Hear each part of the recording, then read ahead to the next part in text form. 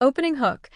Everyone at the gala measured success in carats and connections, but they only saw me as the invisible cousin clutching a glass of water by the wall.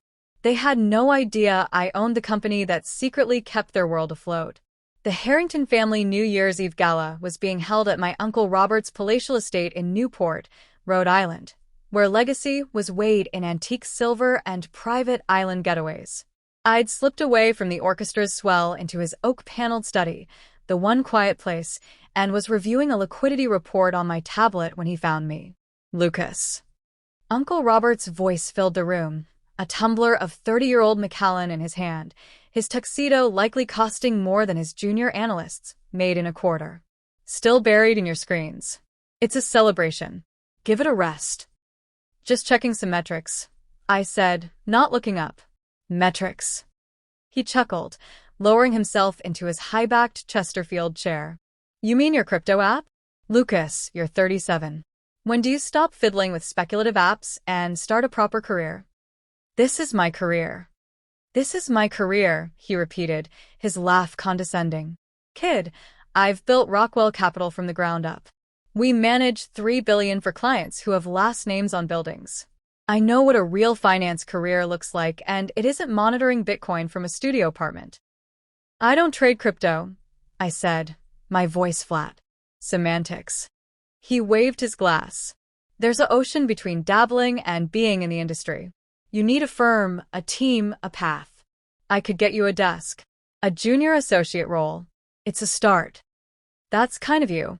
I'm family, he said, leaning forward. Your mother, bless her, would have wanted stability for you. Not this digital nomad fantasy you're chasing. My mother had passed 6 years ago, leaving me a small trust. Robert assumed it was my sole sustenance. $180,000 stretched thin. He never asked for details, so I never offered the truth. That sum was a rounding error in my world. The markets have been treating me fairly, I offered. The rising tide has been lifting all boats, he corrected. But tides turn. When they do, the solo sailors capsize. You need the armor of an institution. The risk protocols, the collective intelligence of a place like Rockwell. I nodded. I knew Rockwell's protocols intimately. I'd been studying them for 4 years. My phone vibrated against the leather couch. A message from Anya, my COO. Rockwell's Q4 data is in. Critical. Call ASAP. I silenced it. See. Robert gestured, jumping at every notification. That's not strategy, it's panic. We build fortresses, not follow fireworks. Of course, I murmured. He shifted, his tone softening into pity. You live in that rented walk-up in Providence. You take the train. Lucas, you're approaching 40 without the safety net of an employer. This isn't a life, it's a precarious hobby. I appreciate your concern. It's more than concern. It's an intervention. Your cousin Sebastian is a VP at Blackstone. Your sister Amelia runs a venture fund. And you, the family whispers Lucas. It's embarrassing. For whom? I asked, finally meeting his gaze. For the Harringtons. We have a reputation. And then there's you, our phantom relative, apparently still living like a grad student. My phone buzzed again, insistent. Anya, Lucas, it's urgent. Their foundation is cracking. I need to take this, I said, standing. A work call? Robert snorted. Fine. But consider my offer. A real desk. A real future. I stepped onto the frost-kissed terrace. What's the situation, Anya? Rockwell just filed their investor brief, she said, her voice tight. Robert is boasting about their 14% returns and their new, aggressive growth fund, focused on emerging African tech. Lucas, their leverage is unsustainable. The due diligence is paper-thin. If there's a correction, they could face a 60% drawdown. I watched the ice crystals glitter on the manicured hedges. Polar Capital. All of it. That's $312 million. We're their anchor. Withdrawing will trigger a cascade. Their risk assessment is a fantasy, I said. Execute the redemption for January 3rd. Make it clean. Robert will be ruined. Personally liable on several loans. He should have read the covenants, I said. This is capital preservation, not personal. I returned inside. The conversation had shifted to yacht upgrades and Aspen real estate. Sebastian cornered me by the grand piano. Uncle Robert says you're still on your laptop grind. Let me get you an interview. We need a data runner. It's a foot in the door. I'll think about it, I said. On January 3rd, in my modest Providence loft, a 4,000 square foot industrial space I'd converted, Anya called. The redemption notice is served. Robert is hysterical. He's demanding to know who Ether Capital is. He's offering fee waivers, board seats. The decision is final, I said. The calls began that afternoon. Voicemails piling up, each more frayed. Lucas, I need you. We have a crisis. A major investor is abandoning us. It's catastrophic. On January 10th, I answered. Lucas. Thank God. His voice was gravel. We're under attack. Our primary investor, a silent entity called Ether Capital, is pulling $312 million. It's over 70% of our assets.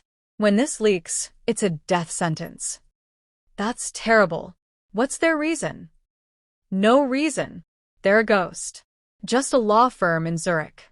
Lucas, you understand markets. What do they see that we don't? Your African tech fund, I stated calmly. You're overlevered 4-1. You're betting on political stability that doesn't exist.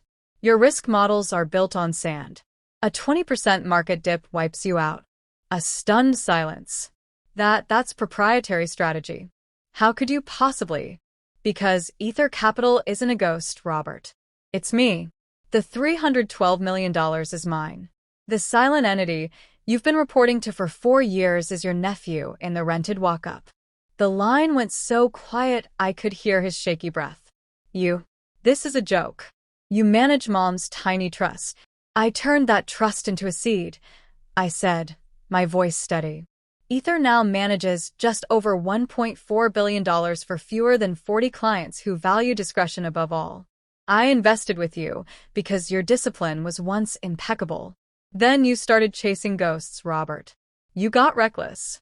My representative warned you about the Africa position last quarter. You called us unimaginative. We can fix this, he pleaded, desperation raw. If you stay, we can rebalance. I don't partner with gamblers, I said. The redemption is final. You'll get the wire by month's end. Rebuild smaller. Rebuild smarter. You're destroying my life's work, he shouted, the paternal facade gone. No, I corrected, icy and clear. You did that when you forgot the first rule. Protect the capital. You confused luck for skill. I'm just collecting what's left of mine. The family storm erupted instantly. The WhatsApp group, the furious calls. Sebastian. You betrayed your blood. Amelia, sharper, dug and verified. She called back, her tone awed and bitter. Ether Capital. It's really you. All of it. We never saw you. You never looked, I replied. You only saw what wasn't there, a corner office, a branded polo. I built a fortress in the cloud, and you mistook it for a castle made of sand. I ended the call. The silence in my loft was absolute. Outside, the first snow of the year began to fall, quietly burying the old world and all its fragile, visible trophies. My screen glowed with new, prudent opportunities. The real work, unseen and undeniable, was just beginning.